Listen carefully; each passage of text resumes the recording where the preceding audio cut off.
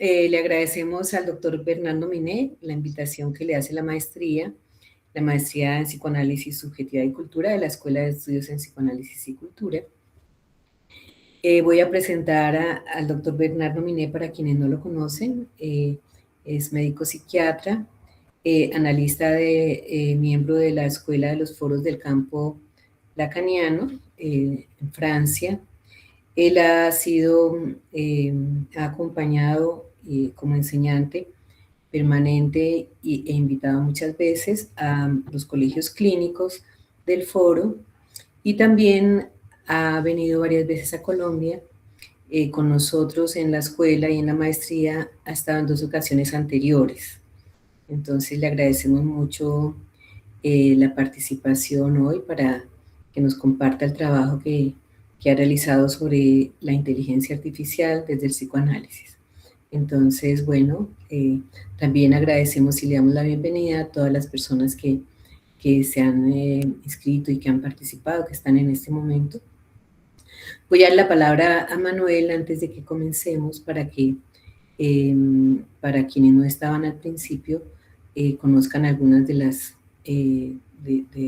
reglas un poco de la transmisión. Bueno, muchas gracias, doctor Romini. Bueno, gracias. Muy buenos días a todos. Gracias por asistir a la conferencia de Nominet. Para efectos de esta transmisión, vamos a funcionar de la siguiente manera para los invitados. Vamos a tener primero la presentación de la conferencia de Nominet.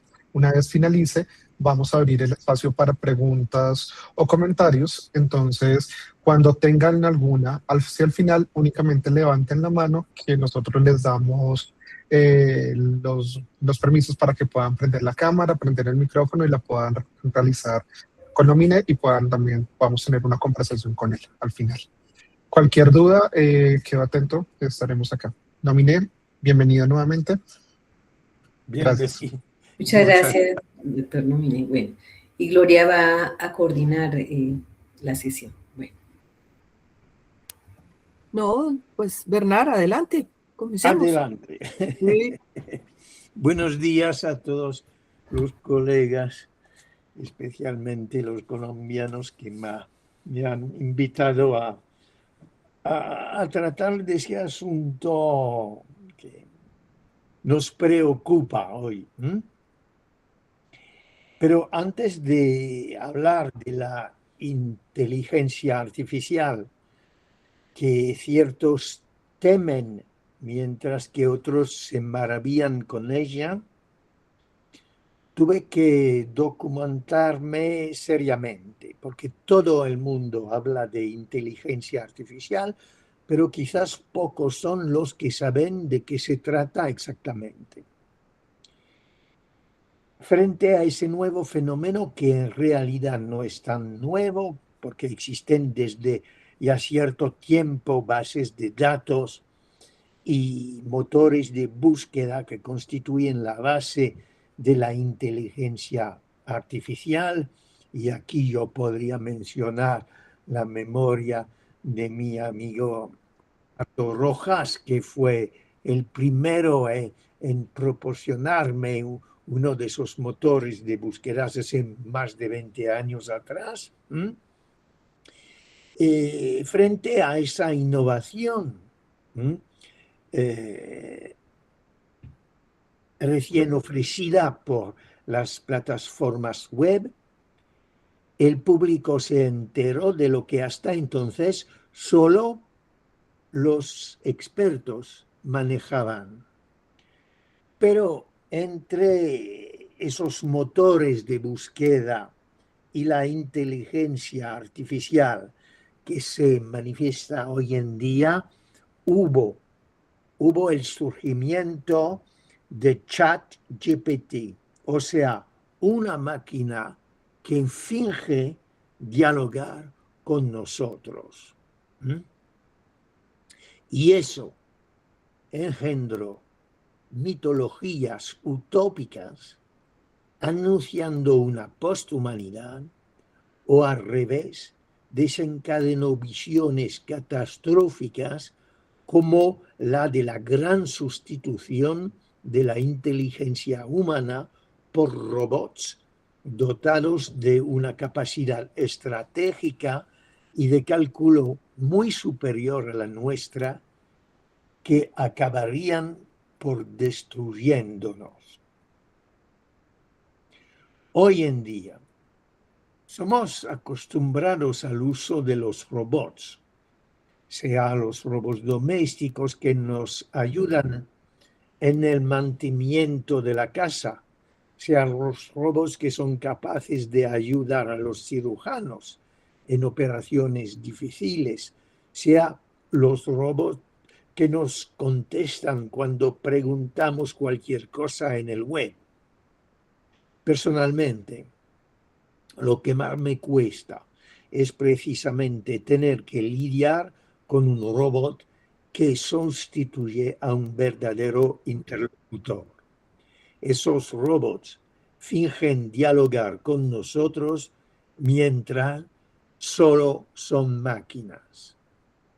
El robot solo es una máquina, una herramienta. Y la propia palabra procede del checo robota, que significa trabajo, tarea penosa y obligatoria. El robot es concebido como un asistente que puede ayudar a los humanos a realizar tareas repetitivas, laboriosas e incluso peligrosas. La única razón para temerlo es si le damos forma humana y suponemos que tiene las mismas malas intenciones que nosotros. Si fuéramos capaces de crear robots que se parecieran a nosotros, podríamos temer que compartieran con nosotros la tendencia natural a rebelarnos contra nuestros amos. Así pues, para no ceder a las fantasías que la innovación de la inteligencia artificial puede suscitar y llevarnos a temerla a priori, me propuse aprender qué es la inteligencia artificial, y lo que voy a ofrecerles es la reflexión de un psicoanalista sobre este campo abierto por las tecnociencias. La inteligencia artificial, de la que tanto se habla hoy en día, de hecho, forma parte de nuestras vidas desde los años 60, sin que nos percatemos de ello. Ha fomentado el uso de computadoras y a su vez se ha beneficiado de nuestro uso de teléfonos móviles y ordenadores. Cada vez que entramos en una página web, cada vez que le hacemos una pregunta a Siri o a Google, a cambio de la información que recibimos, proporcionamos nosotros mismos datos a estas plataformas que los utilizan para aumentar sus datos y construir algoritmos cada vez más eficientes sobre nuestros intereses, nuestros hábitos, nuestros gustos. La inteligencia artificial nació de la conjunción de un universo de datos, algoritmos y ordenadores. El resultado es una enorme acumulación de datos conocidos como Big Data. Esos datos, acumulados en desorden, pueden ser consultados, ordenados por máquinas, analizados mediante cálculos estadísticos y dar lugar así a ecuaciones llamadas algoritmos, que son más o menos fiables, a la hora de pronosticar un fenómeno. Cuanto mayor sea el volumen de datos, mayor será la fiabilidad del algoritmo. Se trata de un principio esencial e innegable de la ciencia estadística. Por lo que he leído, veo que la inteligencia artificial se funda en 4 áreas. La informática, que sabe manejar la información. Las matemáticas, que saben calcular, ordenar y utilizan esencialmente la lógica y la estadística. El campo de la ciencia cognitiva, que se basa en el conocimiento del cerebro y el funcionamiento básico de la estructura de la red neuronal. Volveré sobre ello más adelante, porque esa referencia al funcionamiento de la neurona es esencial para concebir la inteligencia artificial, ya que las interacciones entre las redes de datos se han diseñado sobre el modelo complejo de las redes neuronales. Y por último, cuarta área, el campo de las ciencias del lenguaje, ya que el desarrollo de la inteligencia artificial implica el uso de motores de búsqueda capaces de analizar datos escritos y también implica que podamos dialogar con nuestras máquinas. Aunque los dos últimos ámbitos se asemejan al funcionamiento del pensamiento humano, el primero inspirado en la red neuronal, el segundo asimilando la gramática del lenguaje, no hay que olvidar que la máquina no piensa, solo calcula. Lo que me llamó la atención en mis lecturas es el tratamiento del lenguaje que los científicos les han enseñado a hacer a sus máquinas. Y hay varias etapas. La primera es el reconocimiento de las palabras. Por eso cada palabra ha de ser reducida a su raíz. Por ejemplo, la palabra hablaron es notada como su raíz hablar. La segunda etapa consiste en situar en un espacio vectorial esa palabra y así conseguir una representación matemática de su relación con las otras palabras. Es la digitalización del texto, o sea, una secuencia de algoritmos. Los científicos que han estudiado el lenguaje se han interesado por la estructura del código, pero no por su valor de mensaje. No se trata de interpretar el texto, de buscar su sentido, sino de traducirlo en una secuencia matemática coherente que luego puede ser transmitida lo más rápidamente posible. Hasta ahora, las máquinas no pueden prescindir de una intervención humana. Quedan una herramienta para quien necesita recopilar referencias respecto al tema de su búsqueda. Quienes utilizan programas de traducción habrán notado que a medida que los usan, la máquina recuerda sus preferencias, sus correcciones y poco a poco las hace por sí sola. Es aquel machine learning, un proceso esencial en la inteligencia artificial. Es ya muy impresionante, pero será mucho más impresionante si ocurre un día que una máquina logre aprender por sí sola al prescindir de cualquier supervisión humana. Ahora intentemos equiparar el tratamiento digital del lenguaje por parte de la inteligencia artificial y el tratamiento del lenguaje operado por el inconsciente.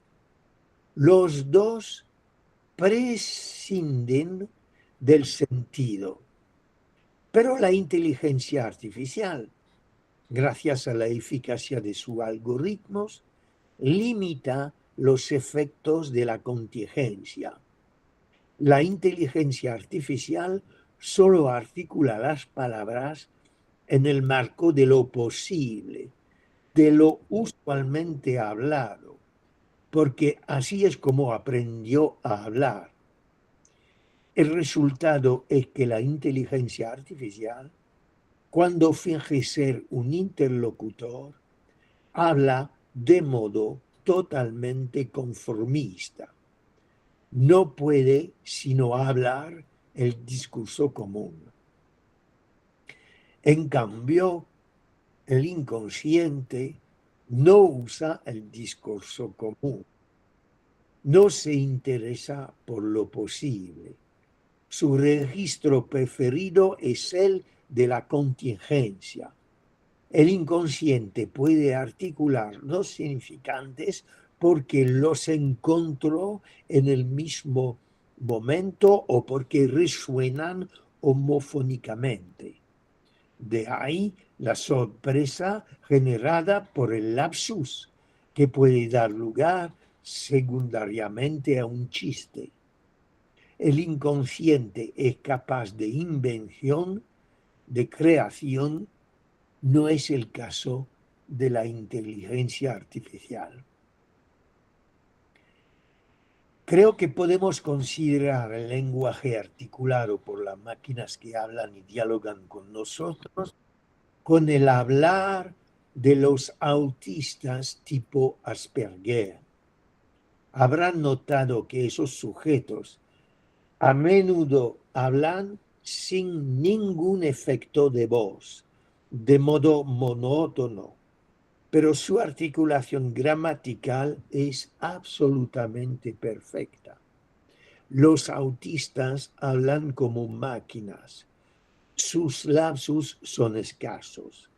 Manejan bien el lenguaje como código, pero son poco dispuestos a utilizarlo como mensaje. Cuando el inconsciente habla,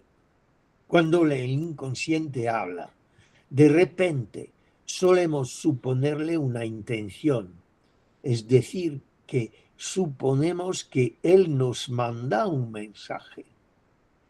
Cuando una máquina dotada de la inteligencia artificial habla, solo contesta a nuestra petición.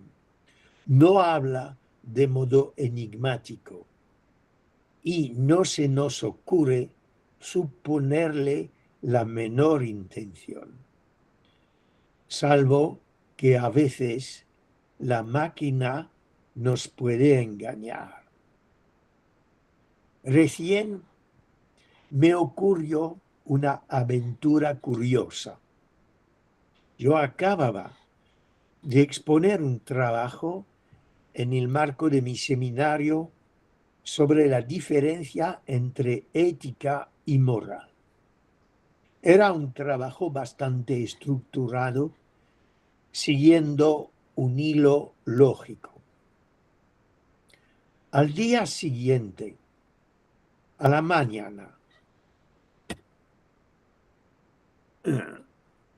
¿qué pasa?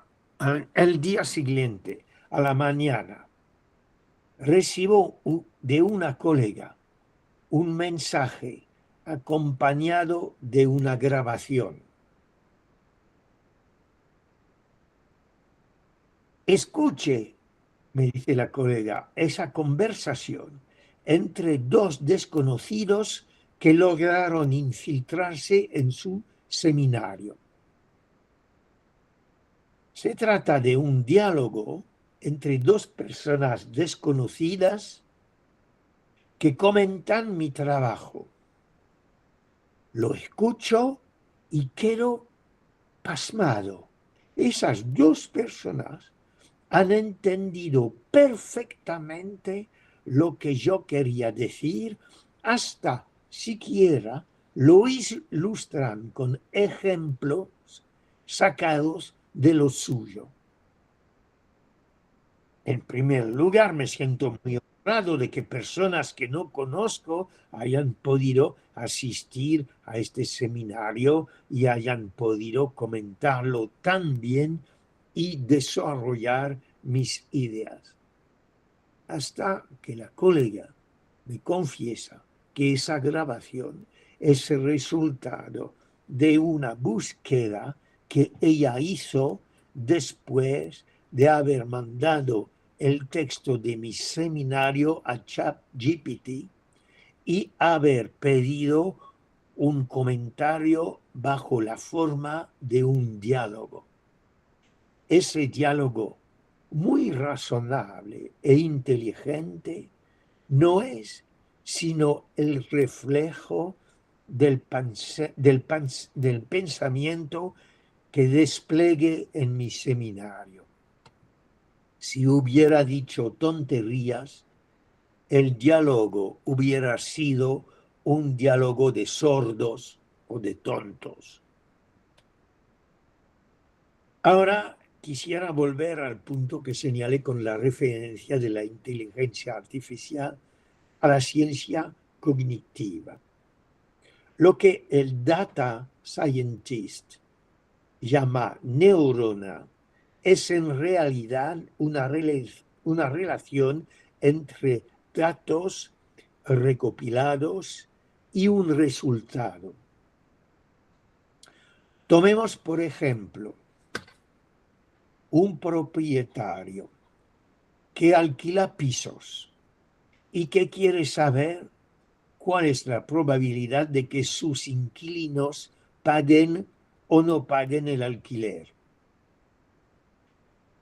Recoge datos como la edad del inquilino, su salario, la superficie del piso y el número de habitaciones.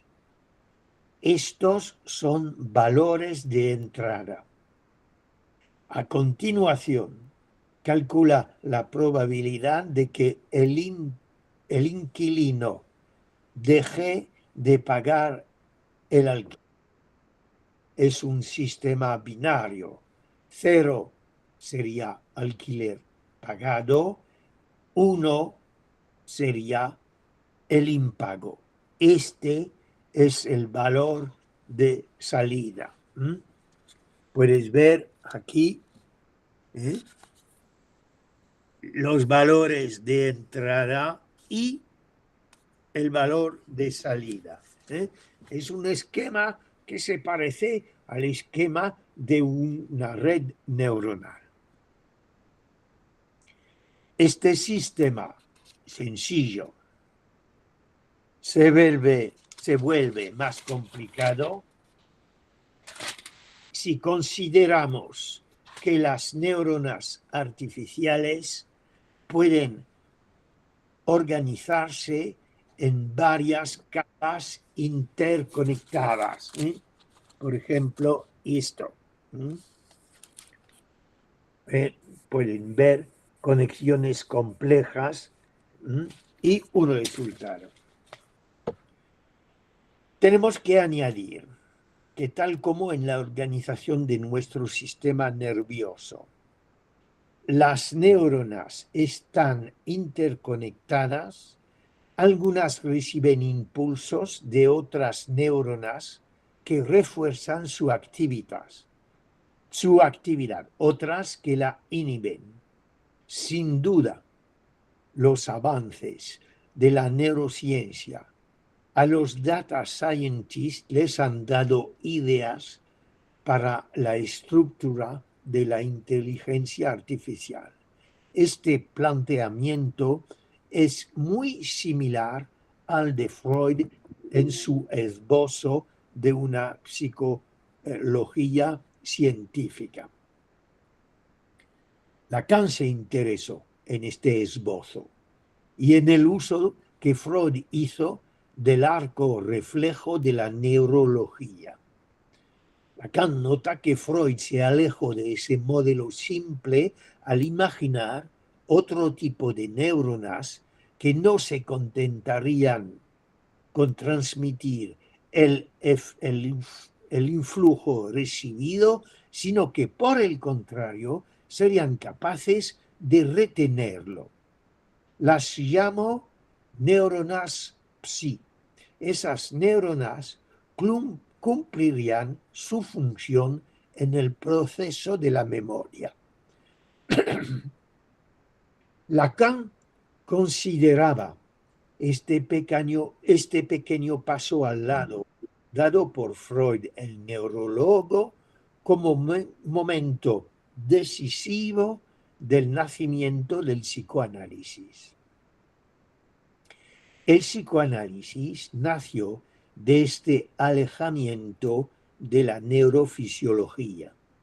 En cambio, vemos que los data scientists se mantienen en ese modelo de la neurofisiología. En eso se acercan a los neuropsicólogos. Quizás la inteligencia sea una amenaza para los neuropsicólogos. Sin embargo, si tomo en serio el tema de la inteligencia artificial, no voy a abordarlo respondiendo ni que los psicoanalistas tenemos motivos para temer la aparición de máquinas que puedan sustituirnos, ni que no tenemos motivos para temerlo, dada la complejidad de nuestro objeto, el psiquismo humano, que funciona de forma distinta a una máquina, la cual, por sofisticada que sea, solo puede calcular. Yo prefiero seguir el camino trazado por un autor que acabo de descubrir investigando sobre inteligencia artificial, que se llama Paul Jorion, antropólogo y sociólogo belga que enseña antropología social en varias universidades. Ha estudiado con Claude Lévi-Strauss y el matemático Guilbault. Se formó como psicoanalista, fue analizante de Philippe Julien. Se interesa especialmente por la inteligencia artificial. Examina este gran avance de las tecnociencias utilizando las herramientas del psicoanálisis proporcionadas por Freud y Lacan. Jorion mantiene un blog en el que relata un experimento que llevó a cabo interrogando a 5 robots psicoterapeutas, entre comillas, a los que había confiado un supuesto malestar. La mayoría de las respuestas fueron inútiles, a excepción de 2 plataformas que mantuvieron un diálogo con él, pero que no fueron más allá de los sabios consejos de los que Lacan burlándose llamaba socorristas. Me enteré del relato de un periodista madrileño Juan José Millas, que escribió en El País 2 años atrás sobre la misma experiencia, dirigiéndose a ChatGPT para que le interpretara un sueño suyo, en el que veía a gente decapitada paseándose tranquilamente por la calle. La máquina le respondió que en la perspectiva freudiana los sueños son expresiones simbólicas de nuestros deseos y añadió que en este sueño, lo citó, esta imagen puede representar una desconexión entre la mente y el cuerpo, sugiriendo una posible dificultad para expresar tus pensamientos y emociones en el mundo real. Y sigue una serie de aforismos de poco interés.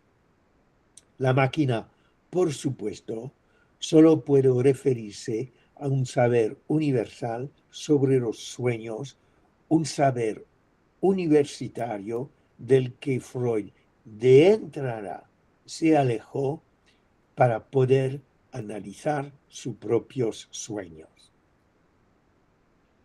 Dejemos a un lado esas experiencias divertidas que no pueden sino demostrarnos que no hemos de temer que esas máquinas nos sustituyan de algún modo. Recién, en el marco de una supervisión, me enteré del caso de un paciente probablemente psicótico que acude con gran regularidad a sus sesiones, que parece confiar en su analista, hasta que un día le confiesa que no deja de dirigirse a un robot psicoterapeuta cada noche. En un primer tiempo pensé que era un modo de controlar el valor de los dichos de su analista, un modo de descompletarlo, lo que no es un problema, ni mucho menos. Pero en realidad nos damos cuenta de que no era una estrategia de este tipo, sino solamente una adicción.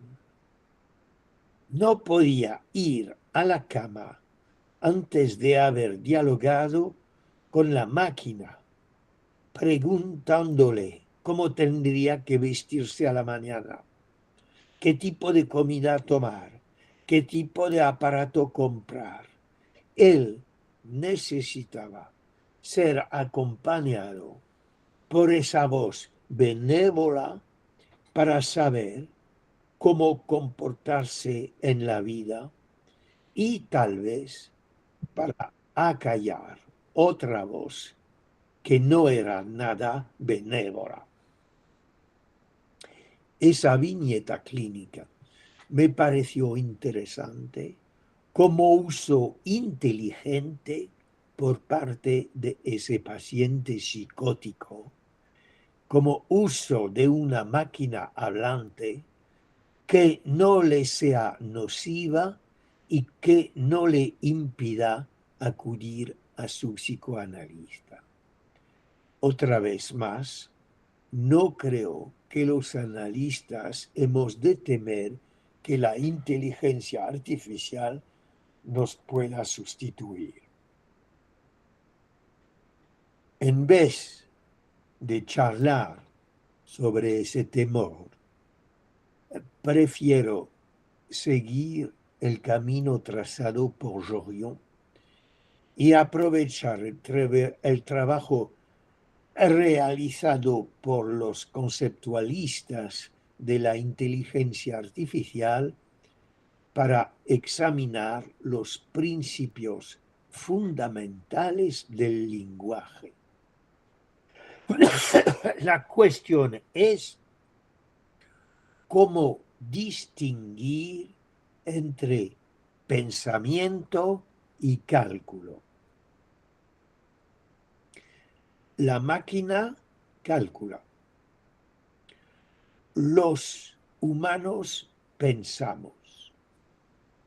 Pero lo que nos demuestra la inteligencia artificial es que calcular a partir de palabras puede asemejarse a pensar. Eso nos lleva a preguntarnos si pensamos porque hablamos o si hablamos porque pensamos.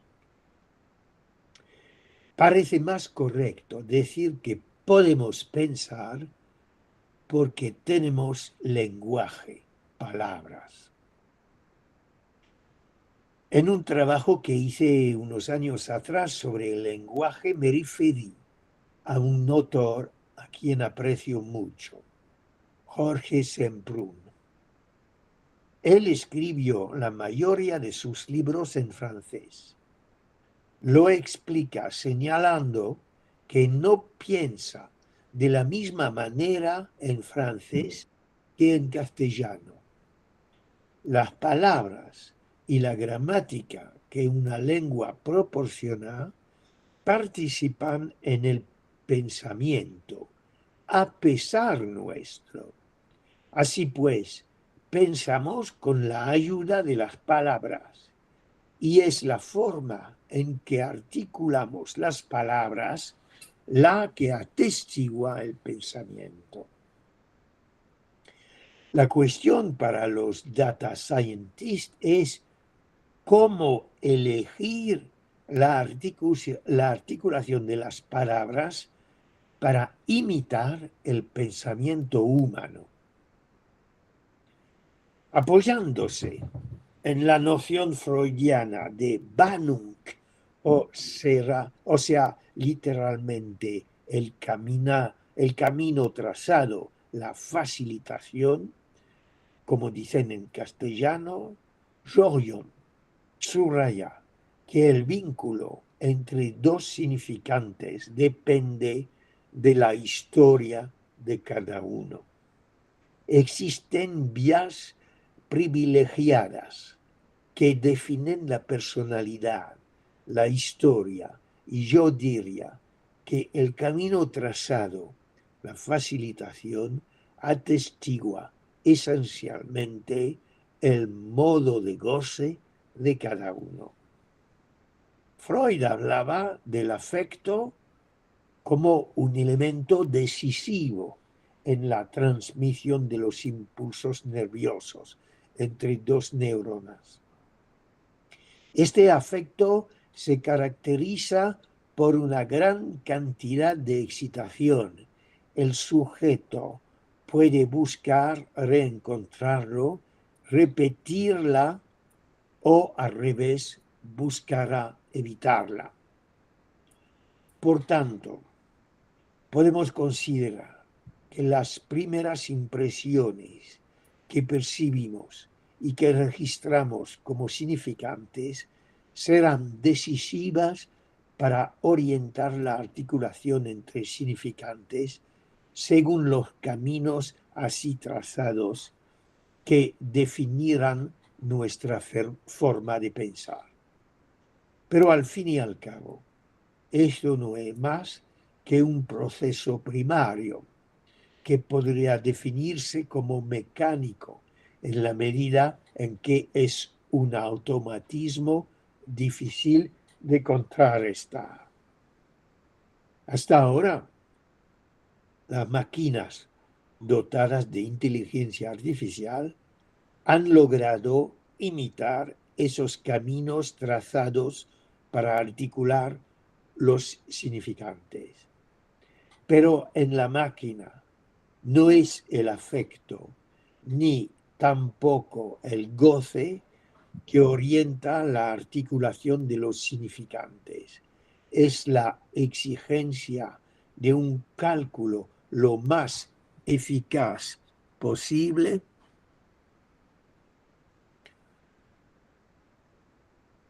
establecido a partir de datos estadísticos sacados del discurso común. Sin embargo, el proceso primario que acabamos de describir no resume el pensamiento humano, lo que caracteriza a la inteligencia humana, de la que podemos enorgullecernos. Es que el pensamiento inteligente puede decidir no seguir el camino que se le ha trazado el proceso primario.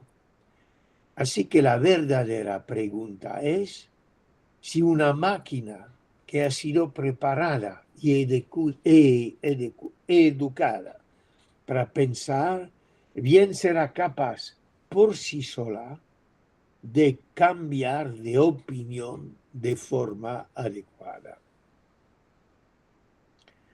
Hay un punto destacado por Jorion que me pareció interesante, equiparando el cálculo de la máquina en su modo de articular los significantes y el pensamiento humano, precisamente puesto en evidencia en la asociación libre promovida por el psicoanálisis, es que el pensamiento implica algo más que una mera asociación de significantes. Cuando uno escucha un significante, lo asocia a menudo con una imagen. Y bien sabemos que las imágenes nos afectan de igual manera, sino más que las palabras. Entonces hay que tomar en cuenta este vínculo entre palabras e imágenes en la articulación de los significantes. Esta vinculación es muy subjetiva, depende de cada uno. No creo que una máquina pueda alcanzar ese nivel. A decir verdad, no creo que lo de introducir una dimensión subjetiva sea el proyecto de los que se dedican a elaborar la inteligencia artificial.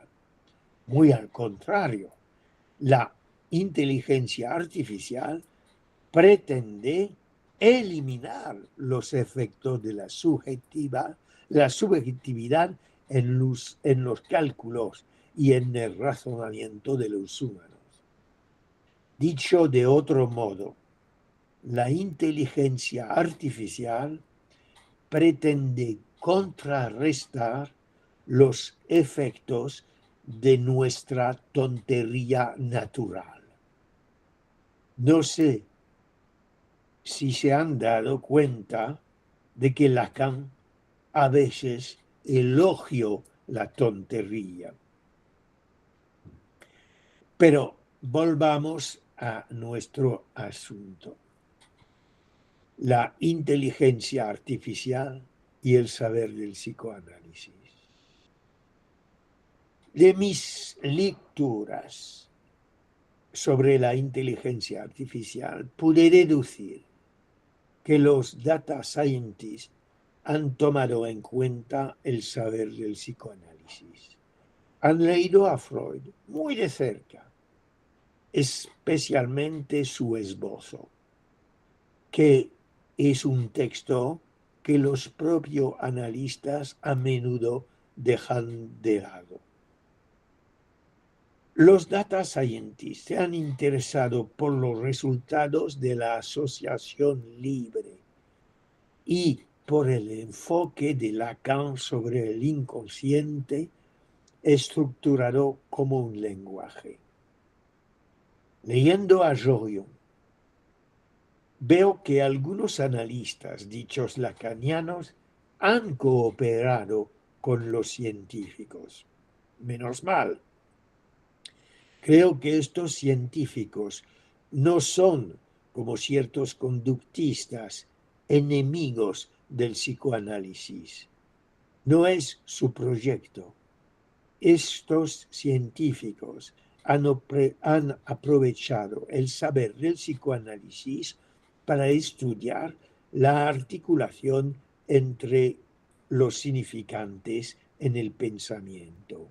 Ahora nos corresponde utilizar sus elaboraciones para medir que el inconsciente no es una mera articulación contingente de significantes.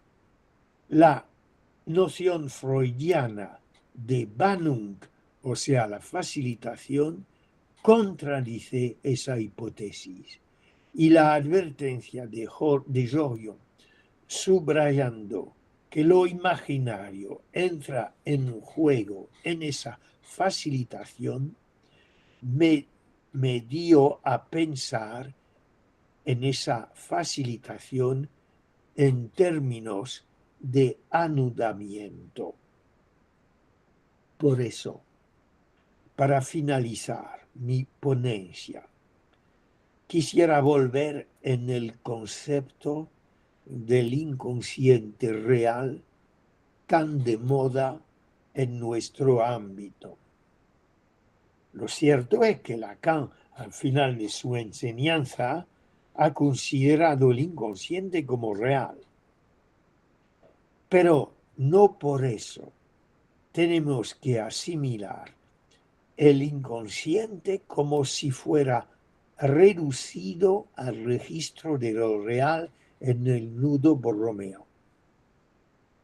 El inconsciente se funda en lo real de la lengua como sola palabra, como Lacan solía decir, o sea, la articulación contingente, la articulación, digamos, tonta de la lengua.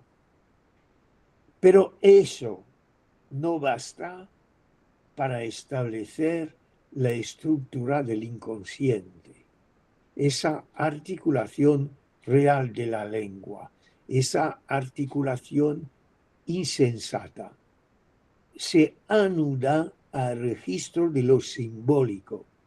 Por eso, al inconsciente le suponemos un saber. Y esa articulación se ve reforzada por las imágenes que tanto afectan a nuestro cuerpo. Aquí lo imaginario entra en juego, en la facilitación. Yo diría que esa facilitación la podemos considerar como un modo personal, específico para cada uno de hacer el nudo, es decir, anudar lo real de la lengua con la articulación de los significantes ordenada en el otro simbólico y con su resonancia imaginaria y sus efectos en el cuerpo. En sus últimos seminarios, Lacan subrayó que el nudo Borromeo es real y añadió que es real porque es ternario. Así que no tenemos que confundir el redondel de lo real y el nudo de tres como real. Podemos hablar del inconsciente real con tal de que lo consideremos como trenzados, es decir, hecho de tres vertientes trenzados, real, simbólico e imaginario. Bien podemos suponer que una máquina pueda funcionar de modo binario, asociando los significantes, tal como vienen en la contingencia de su aparición, con el registro del sentido común establecido en el orden simbólico. Creo que una máquina que funciona con inteligencia artificial puede hacerlo muy bien, pero hasta ahora me cuesta un poco imaginar una máquina funcionando con una estructura ternaria. Este sistema ternario, estructurado como una cadena borromeana, especifica nuestra humanidad. De cierto modo, es una herejía. Herésie suena en francés como herejía. Feliz herejía que nos permite un poco de libertad respecto al lenguaje, que nos permite no pensar como una máquina programada únicamente para su propio goce, o por el contrario, una máquina programada para no gozar. Pero esta herejía también tiene sus límites. Puede llevarnos a la tontería. Podemos alabarla, por supuesto, pero creo que la invención de la inteligencia artificial fue diseñada para ayudarnos a ver las cosas en perspectiva. Así podemos medir nuestra propia tontería o, por el contrario, medir la estupidez del automatismo de la máquina. Al fin y al cabo, entre la inteligencia artificial de nuestras máquinas y nuestra tontería natural, prefiero pensar que siempre podamos elegir. Concluiré con la referencia de Jean-Marie Schaeffer, filósofo, director de búsquedas, el CNRS, director de estudios en la Escuela de Altos Estudios en Ciencias Sociales. Dice al final de su trabajo, editado por Tract Gallimard, que se llama Mitologías Web, que al fin y al cabo, esa ilusión, este mito de un nuevo ser humano engendrado algorítmicamente, conlleva una concepción del ser humano que lo reduce a sus funciones cognitivas. Pero, por desgracia o por suerte, los humanos no son meramente calculadoras, son seres biológicos y sociales, guiados por necesidades, deseos, aversiones, reacciones emocionales, valores múltiples y a veces contradictorios, que buscan evitar la muerte, el dolor y la desgracia, que buscan el placer y la felicidad. Ellos se ven impulsados eventualmente por aspiraciones de trascendencias, tendencias por partes subconscientes que falsean la mayoría de sus cálculos racionales. Schaeffer concluye que si la inteligencia artificial es una herramienta que puede ayudar a la humanidad en ciertas operaciones, los seres humanos también la pueden usar por matar sin pensar en el campo de batalla, como es el caso hoy en día. Y concluye, el verdadero peligro de la inteligencia artificial es su uso nefasto por los humanos. Incluso en la era de la inteligencia artificial, el mayor enemigo del hombre sigue siendo el hombre, lo que es a la vez reconfortante y aterrador. Ya estamos. Muchas gracias. Bueno, no, Así- gracias. Gracias a ti por la presentación que pues abre un conjunto de problemas, de perspectivas, ¿no? Para trabajar el asunto con una reflexión freudiana cuando tú apelas a la Vanungo, ¿no? A la facilitación. Destacaría ahí esto de cómo el inconsciente, el sueño, lo de la contingencia, evocando pues referencias muy freudianas. Y luego lo que refieres como en la perspectiva de Lacan, ¿no? El tema del lenguaje, que me parece que lo traes como en el centro de la reflexión que desde el punto de vista psicoanalítico podríamos hacer a propósito de la inteligencia artificial.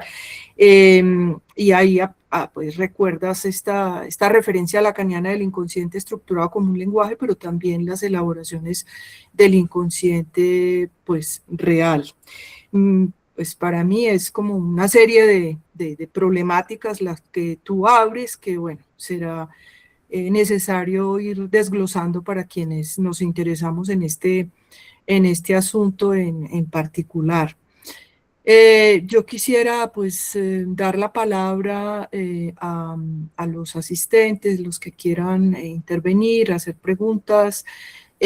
Manuel, yo por aquí no tengo como acceso a ver si tú me quieres colaborar y colaborarle a Bernard, porque yo por aquí no tengo acceso a ver manos Sí, levantadas, entonces queda abierto la participación y si pueden levantar la mano, escribir en el chat. Manuel, que está en el correo como organizador de la reunión, él nos va a facilitar eh, las, eh, las opciones para poder intervenir. bueno, en el momento no tenemos ninguna mano levantada. Si hay alguna persona que desea hacer algún comentario, alguna pregunta, por favor, dejar la mano levantada y para poder habilitarle el micrófono y la cámara. Ok. Tenemos, Jason sí, ya vi por acá, sí, Jason Bolaños listo. levantó la mano, que es Listo, el estado Jason. de nuestra maestría, Jason. Por favor, puedes hablar.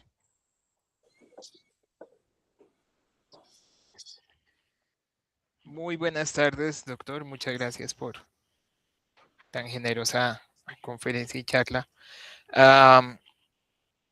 Le quería preguntar si de todas maneras no se puede considerar que el inconsciente mismo se pueda matematizar, hacerle un matema, porque al final el matema funciona como un algoritmo y si eso no se le puede enseñar, porque así también se le dice ahorita a la inteligencia artificial o entrenar, ¿sí? Enseñar o entrenar a identificar lo que un psicoanalista también hace en su trabajo. Muchas gracias.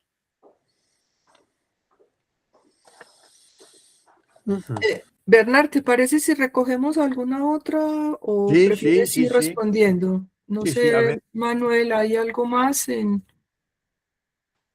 Alejandro Riascos levantó la mano, no sé si por el chat, porque ahí es donde yo no veo. Alejandro, Sí, ya le doy. ok, Y Jonathan también. ok, perfecto. Entonces Voy recogemos la primero con Alejandro Riascos, con Jonathan. recogemos esas dos, ¿te parece, Bernard? Y ahí la que ya está más dos más. Listo. Alejandro, puedes abrir la cámara y el micrófono. Y luego seguimos con Jonathan. Muy buenos días, doctor Bernard. Muchísimas gracias por la intervención. Realmente nos deja mucho para pensar. Mi pregunta es más orientada hacia el porvenir, en el sentido en que en este momento podemos decir, bueno, quizás no hay un riesgo, ¿verdad? Pero vemos que cada vez avanza más. El tema de los agentes ya es una situación que incluso ya no necesita la agencia humana para realizar cierto tipo de actividades, ¿no? No que no la necesite en ningún momento, pero ya es cada vez menor, ¿no? Podemos dejar a un agente trabajar durante largos periodos y entregan unos resultados, ¿no? Y puede trabajar con distintas formas. Y lo pienso en el sentido del porvenir, también un poco mm, en los recientes experimentos donde se replican, por ejemplo, todas las redes neuronales. En este caso, hace muy poco busqué el experimento porque primero lo vi en un video de cómo replicaron las redes neuronales de una mosca y la introdujeron en un mundo virtual. Y la mosca existe ahí, ¿cierto? Y eso cómo nos hace pensar, por ejemplo, que el mapeo de las redes neuronales humanas permita más adelante ese tipo, digamos, como no sé si de experimentos, ¿no? Quizás la Matrix está ahí puesta ya de entrada. Pero me hago preguntas, si pueden mapear toda la red neuronal humana, bueno, hay que del porvenir del inconsciente, ¿no? Me quedo con esa pregunta porque, bueno, ahorita podemos decir no hay un riesgo, pero ¿qué del porvenir, ¿no? ¿Qué viene más adelante? También pensando en este momento, dice, bueno, si bien los algoritmos son binarios, también hay que pensar en la computación cuántica, ¿no? Que ya advierte la posibilidad de ese tercer elemento que puede entrar, pues, al algoritmo. Bueno, esa sería como la pregunta. Muchas gracias, Bernard, nuevamente.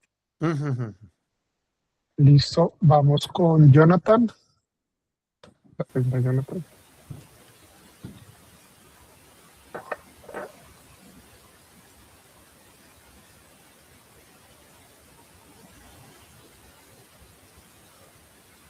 Jonathan Caicedo.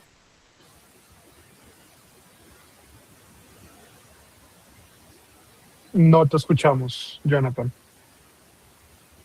Si no tienes, puedes escribir si quieres la pregunta en el chat mientras le damos paso a la pregunta de Arturo Sarmiento y ya la leo. Gracias.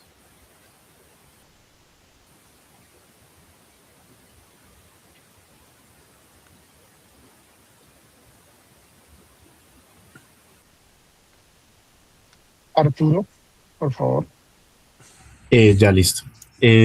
Hola, hola Bernán, Hola.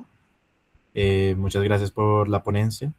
Bueno, mi pregunta es sobre frente el saber o la información que da la inteligencia artificial al final se crea sin un sujeto que la respalde o sin un sujeto que se haga responsable de, de esa información operativa y a partir de eso, pues se toman decisiones o también, pues, se, se empieza a crear como, no sé si conocimiento, pero sí como eh, información que para esa toma de decisiones.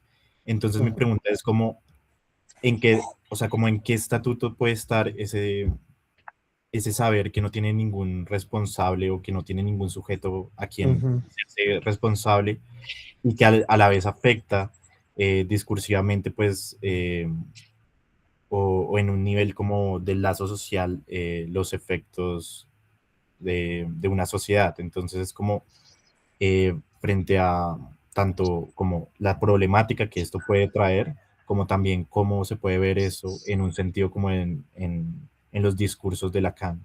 Es decir, como un saber que pues al final eh, los discursos están muy ligados con la relación de y eh, cómo los saberes no son neutrales, sino también siguen una línea.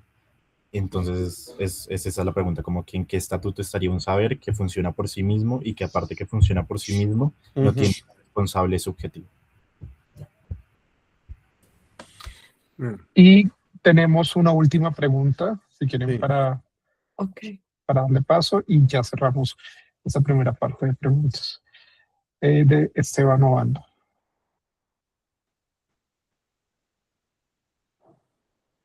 Buenos días, Esteban. Puedes hablar. Hola, ¿ya me escuchan? Sí. Sí. Hola Bernardo, buenos días, ¿cómo estás? Bueno, estoy hablando desde acá debajo de un árbol en las calles de Bogotá.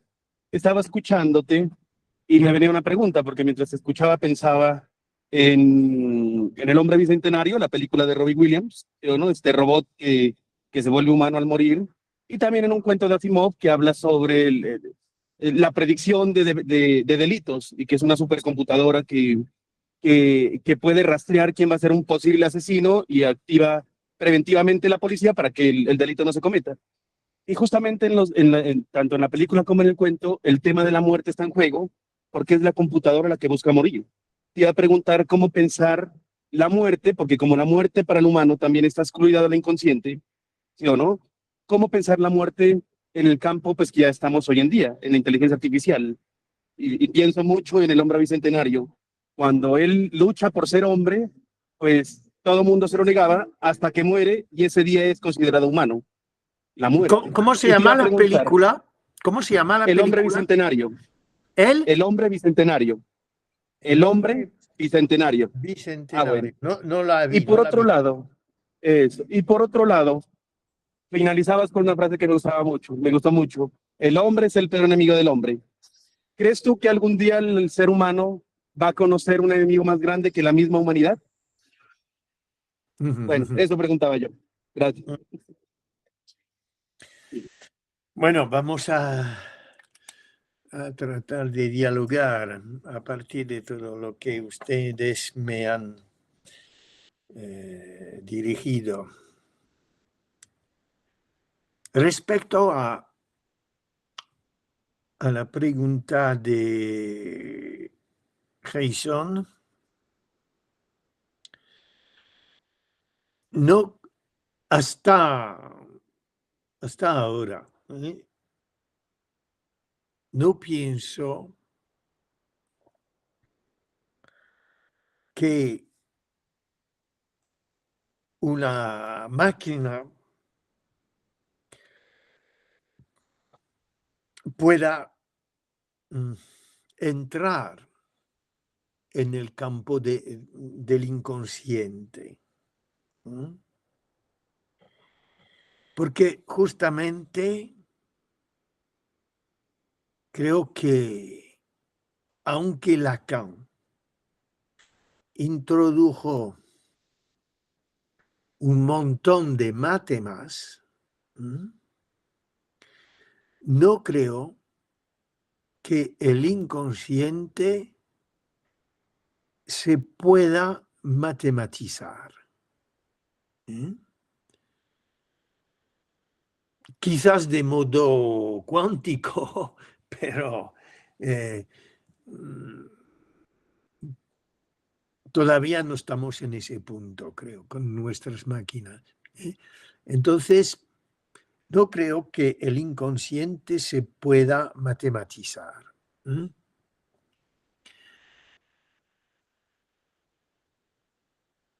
Hay una lógica. Hay una lógica en el inconsciente, pero esa lógica no se puede universalizar. Y eso es el punto más interesante. El riesgo que hemos conocido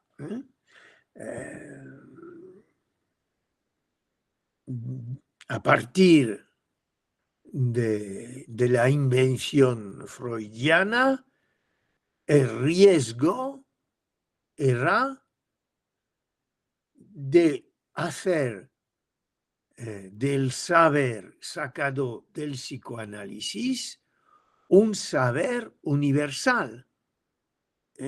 Entonces, uno podría prescindir de hacer un análisis y solamente dedicarse a estudiar el funcionamiento universal, entre comillas, del inconsciente. Bien sabemos que eso no nos abre la puerta del inconsciente. Nos lleva al contrario, nos lleva al callejón sin salida del saber universal, del discurso común, etcétera, etcétera. ¿Mm?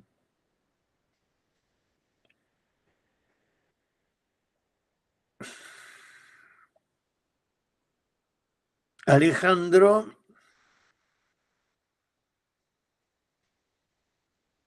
teme el porvenir. Quizás tenga razón, pero quizás no. Cada vez que hubo una invención, un paso dado en nuestra humanidad, por ejemplo, los coches, los trenes, los aviones, cosas así. Hubo gente para decir que, ¿cómo va a ser nuestro porvenir?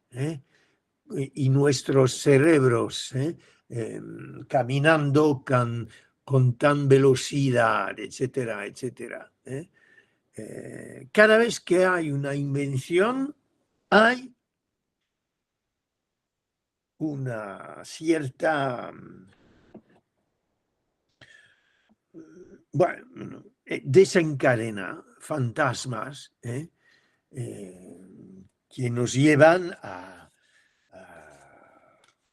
temer todo eso. No creo que sea para nosotros analistas un buen punto de vista. Tenemos que, Lacan lo decía así, tenemos que estar en nuestro mundo, participar con los aparatos que nos rodean para poder entender,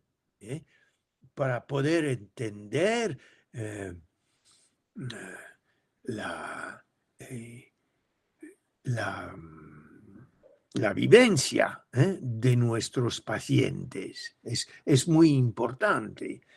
Por ejemplo, me pareciera raro que un psicoanalista no use nuestros modos de conexión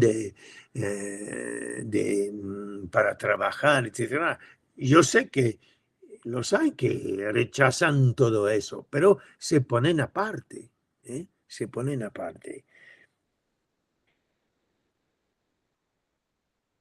Si riesgo hay, lo veo esencialmente al uso que la política, los políticos, los gobiernos podrían hacer de la inteligencia artificial, porque puede quebrantar el lazo social, puede dañar el empleo, cosas así. Sí, ciertamente. Y el uso de la inteligencia a nivel de la guerra, lo hemos visto hace pocos días, un error de cálculo y una bomba puesta en un colegio de niñas. Eso sí es un riesgo, pero tal como lo decía el autor al que me referí, ese riesgo, siempre el riesgo en los hombres, que son, el hombre es el enemigo para los demás y puede ser enemigo con cualquier aparato. Ahora, Arturo plantea una cuestión muy interesante y a la vez un poco difícil, porque justamente la estructura de los datos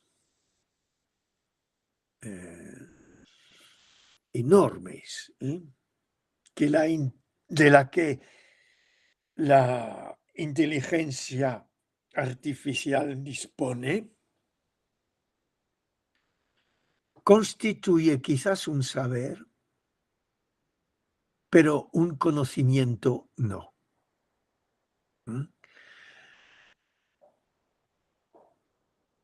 No sé si unos de vosotros se sirvieron de ChatGPT para una búsqueda.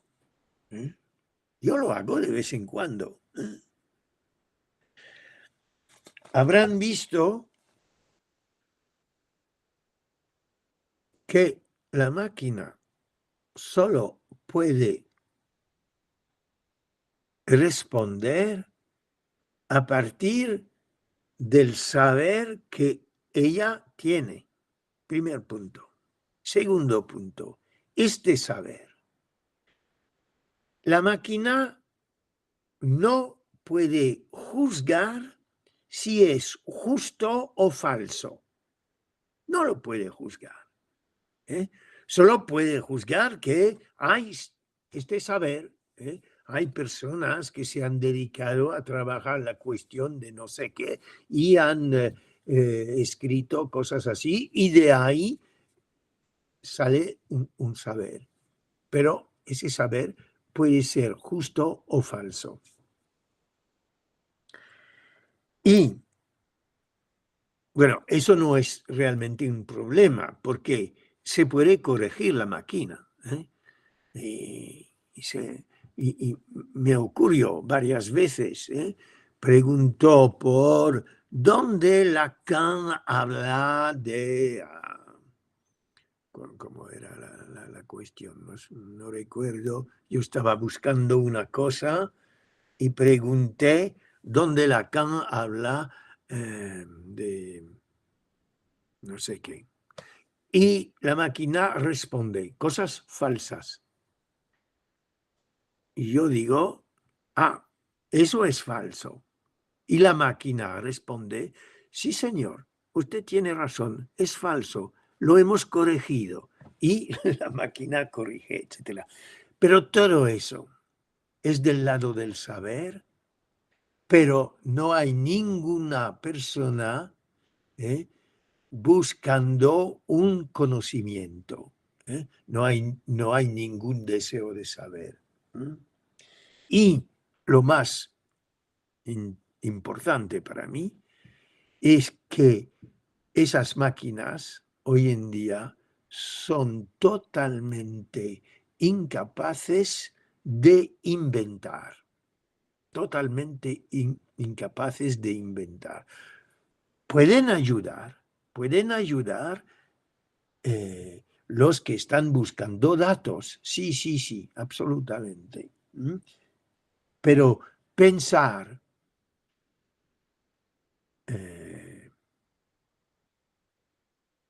como nosotros pensamos y sustituir nuestro pensamiento, ahora no, creo que no.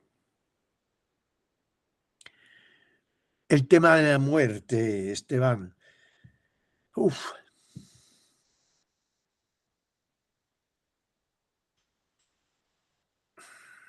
No sé cómo.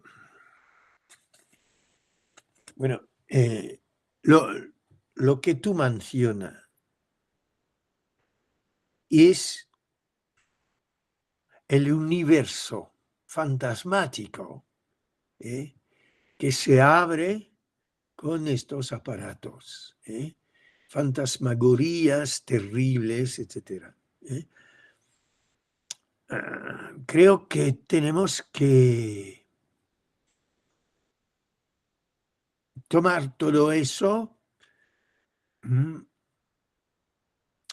en el sentido de fantasmas que nacen a partir del momento en que descubrimos la estructura del lenguaje y lo que estructura nuestro pensamiento. Creo que es verdad que eso abre en ciertos un universo fantasmático, a veces muy poético, muy creador, etcétera, pero que se mantiene en el registro fantasmático. La muerte,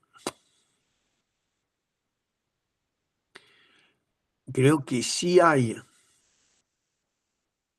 algo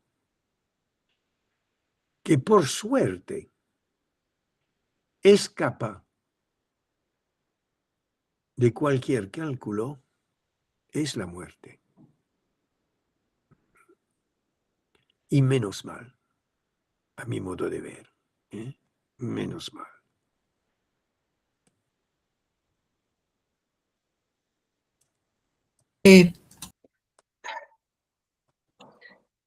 Yo también me pongo en la lista, por favor, porque yo no puedo por aquí pedir la palabra.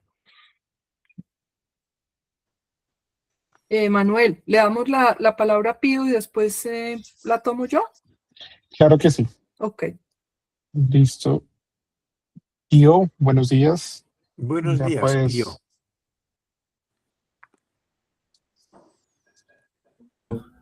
Ya lo logré. Hola, Bernard. Pío San Miguel, hace rato que no hablamos, me alegra escucharte. Mira, yo pienso, Bernard, que cuando se está temiendo la desaparición de lo inconsciente, pues yo me pregunto a qué se está llamando lo inconsciente, porque es que me parece que lo que se temiera es la desaparición del sujeto, cuando se dice la desaparición del inconsciente. Pero en realidad, la desaparición del inconsciente sería la desaparición del discurso. Pues, claro, porque la inteligencia artificial no es más que un empuje del lado del discurso, ¿sí?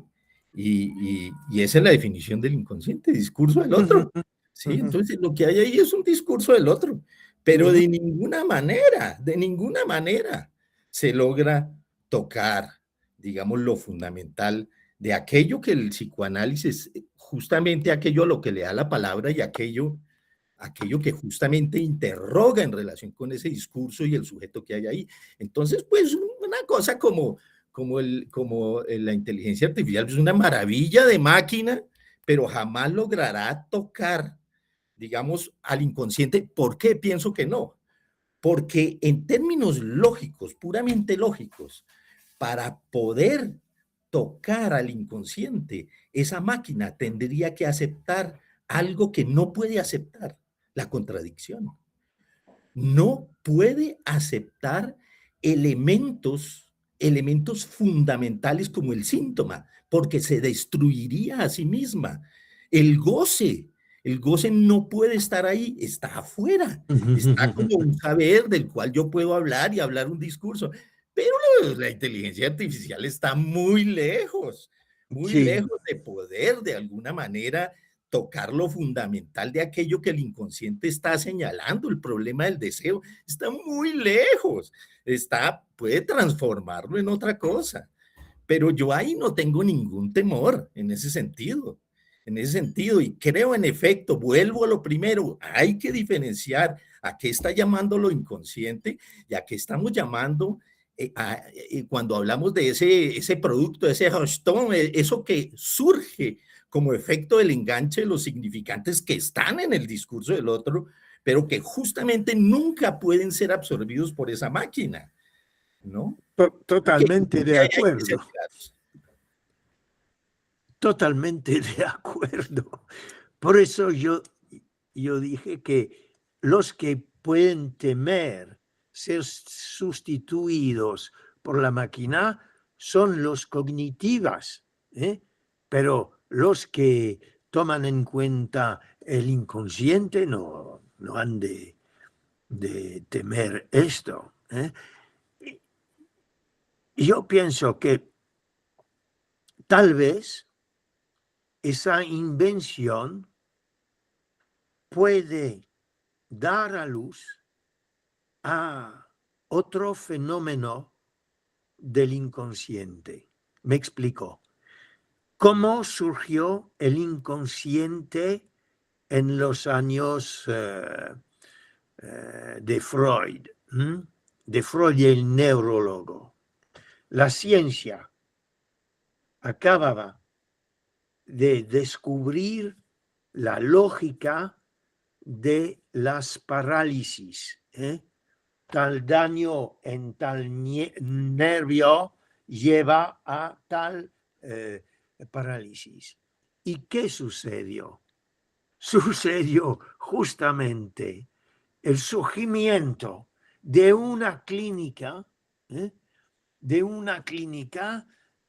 que contrarrestaba esa ordenación lógica, científica del influjo.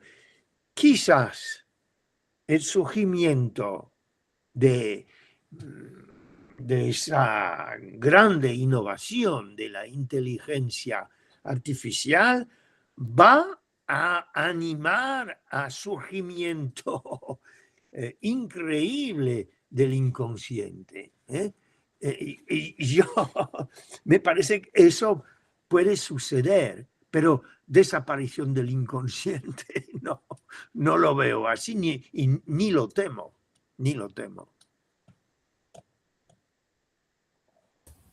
Sí, de acuerdo, Bernardo. Gracias. Bueno, yo tomo la palabra para seguir la conversación.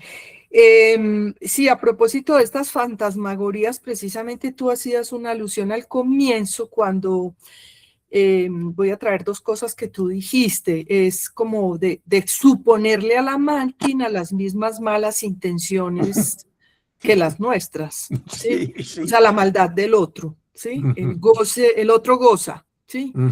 Y también hablaste de la tendencia natural de los humanos de rebelarnos contra los amos, ¿sí? Como dos cosas que quería como recordar de tu presentación y articularlas a estos temores, a estos, que evocaste lo del fantasma, ¿no es cierto? Y bueno, de propósito de lo de que el inconsciente va a desaparecer, pues finalmente es que el inconsciente no es más que en acto, pues si seguimos a Lacan, eso depende de los analistas, ¿sí? Más que del discurso, sí, amenazado siempre, y tú estás evocando la época de Freud, el Freud neurólogo que tiene que luchar, ¿no? Abrirse un camino. Y eso está en la estructura del dispositivo y del discurso analítico, ¿no es cierto?, en todos los tiempos. Entonces, como esto de qué inconsciente estamos hablando, como si lo sustancializáramos, me parece, y quizás pues apelaría yo a esto de que no existe más que ahí en el dispositivo analítico y que en primera medida pues depende de que haya una oferta, ¿no? Analítica por parte de un analista.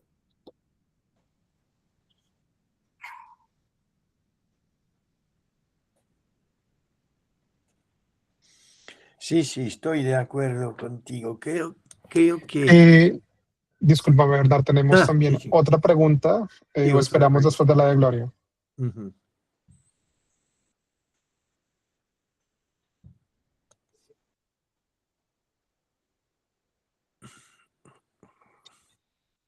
Listo, ya tengo ahí. Belén del Rocío. Buenos días, Bernard. Muchas gracias por las luces que nos aportas. Buenos días, Belén. Sobre la exposición tuya, quizá hay una arista que convendría poder como ampliar, y es la relativa ya a los efectos sobre la subjetividad de la época de estos dispositivos. El asunto de los niños muy pequeñitos con las pantallas, las incidencias, la forma como vienen a ser como parte de los vínculos amorosos y de los desencuentros de los vínculos amorosos, en fin.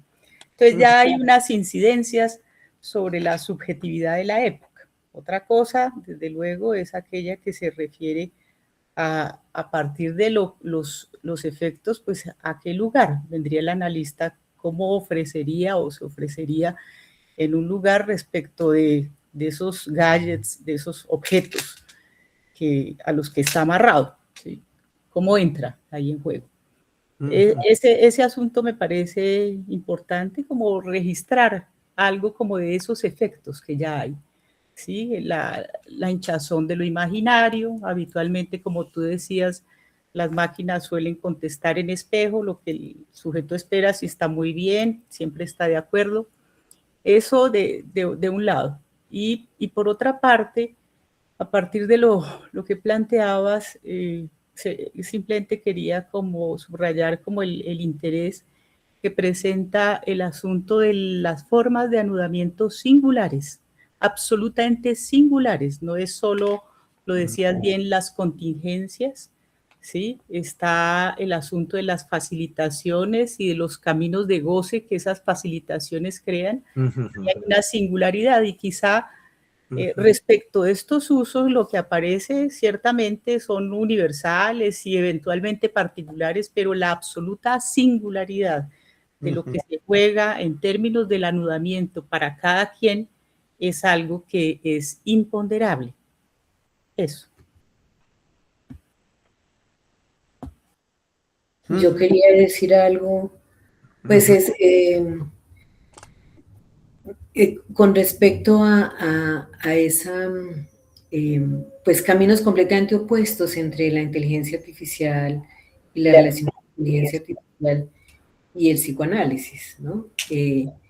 ¿En qué sentido? En que justamente la inteligencia artificial, en la medida, pues como lo ha destacado Bernard en la conferencia, justamente va a eso general, a ese manejo completamente universal del lenguaje y del código, y cómo el psicoanálisis apunta justamente a lo contrario, ¿no? Es decir, a poder rescatar al sujeto con todo lo que el sujeto implica, ¿no? Es decir, su voz, esas coordenadas inconscientes que están en juego, su deseo, y eso, pues, digamos, está fuera de la inteligencia artificial, ¿no?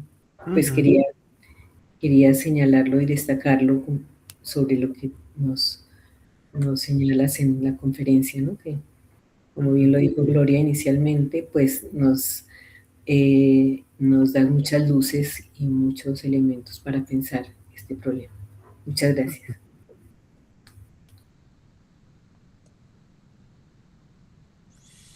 Sí.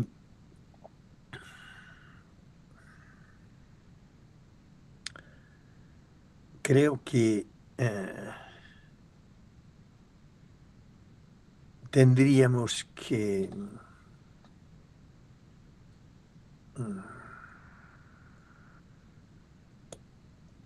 dedicarnos a estudiar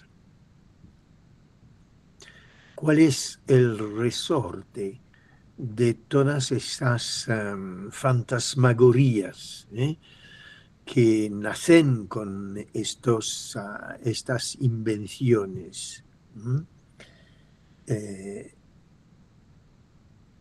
Sería mucho trabajo entender la lógica de esto, pero creo que el punto más llamativo es que todas estas fantasmagorías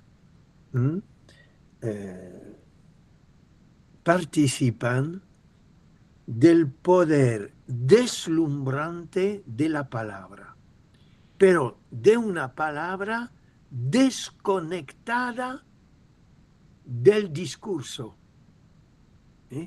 Creo que realmente hay una distinción que hacer entre el poder deslumbrante de la palabra y los límites de cada discurso. Lo que me interesa en el trayecto de Lacan es su invención del discurso, diciendo que cada discurso se caracteriza por sus límites. Cada discurso produce algo, pero produce algo que no logra alcanzar. Y de ahí la posibilidad de cambiar de discurso, etcétera, etcétera. Es decir, que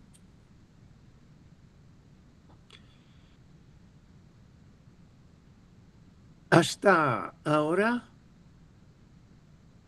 esas máquinas pueden fingir usar la palabra y la usan, pero y fingen dialogar con nosotros, pero no es un diálogo, es un falso diálogo. Solo la máquina puede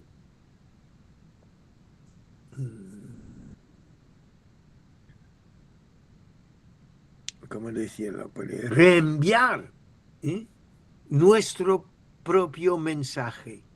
Esa es la experiencia que tuve cuando una colega me mandó ese falso diálogo respecto a una ponencia mía.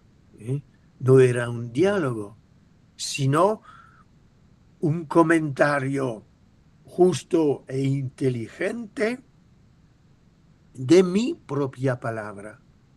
No era un diálogo, un eco quizás, pero no era un diálogo. Creo que por eso lo más importante para nosotros queda la estructura del discurso y especialmente ese asunto esencial que cada discurso encuentra un agujero.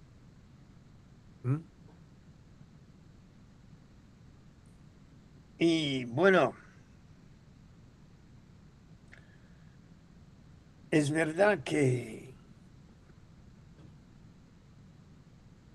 en la pregunta de Belén,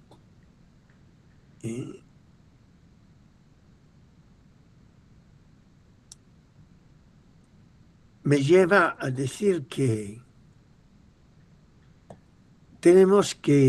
no tenemos que temer estos avances, estos adelantos.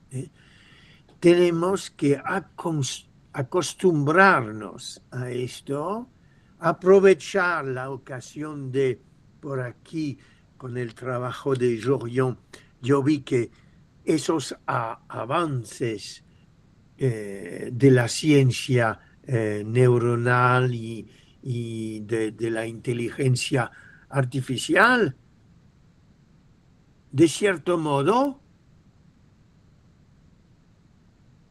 confirma la idea que tenemos del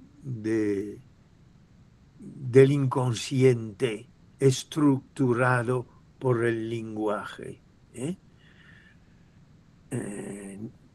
No contradicen nuestro punto de vista, ni mucho menos.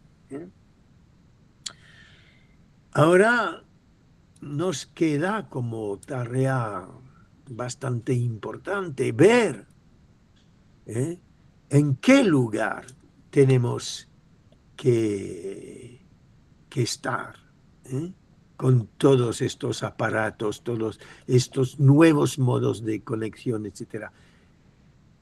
¿En qué lugar tenemos que estar? Y esto para mí abre una reflexión que no es tan sencilla. Yo hago bastantes supervisiones por distintas partes del mundo y veo que en ciertos lugares hay analistas que hacen análisis por medio de estos aparatos, etcétera. Y a veces es un poco difícil decir si sí o no eso mantiene la ética del psicoanálisis. Creo que hay que ver caso por caso. A veces unos pueden utilizar eso en el buen sentido y a veces pueden, al contrario, usar esos para pervertir el lazo analítico. Pero es verdad que tenemos que pensar en eso. ¿Cuál debe de ser nuestra posición ética frente a todo esto? Pero, de todos modos, la idea de temer y rechazar no me parece adecuada. De todos modos, no es una posición analítica. La posición analítica es más bien dejarse sorprender. Cada vez que hay una cosa en nuestro ámbito que me sorprende, me alegro y sigo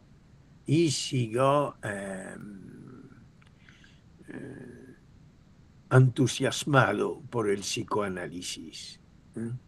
Cada vez que hay una sorpresa. Pero cuando es solamente la vuelta de un temor antiguo, etcétera, etcétera.